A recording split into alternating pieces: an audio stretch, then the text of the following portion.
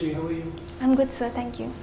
Jayasree, I can see that you are you're qualified as you studied law, right? Yes, sir. And also you have taken law as your option. Yes, sir. If you talk about the constitution of ours, so the Constituent Assembly, if we look at it, it was not adequately represented by women. It was primarily a male body.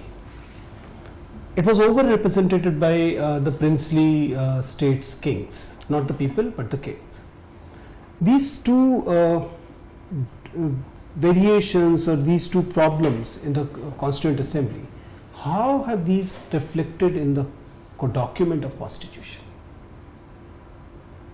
Got my question? Yes, sir.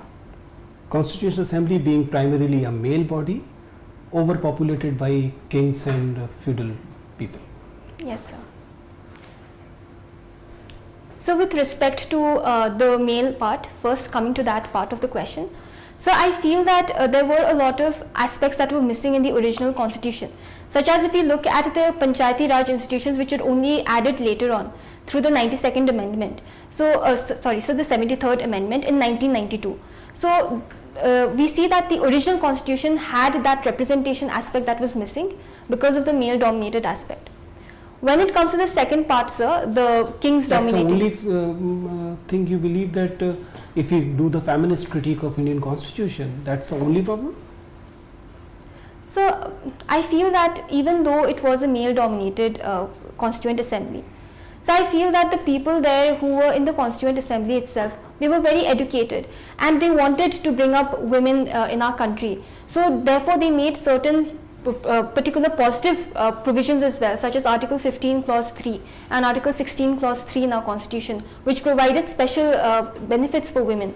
So in that way, sir, I do see that they had kept in mind the factor of women also in their minds when they were writing the Constitution, even if even if the women representation was not particularly there. How about the feudals sitting on the most seats in Constituent Assembly?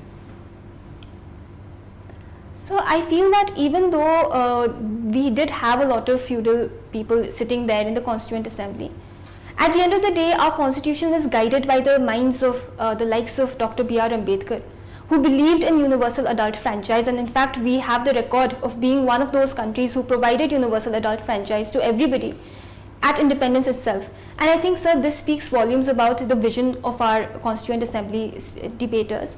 So I do feel that they did make adequate provisions for the common people, despite the fact that they were not adequately represented.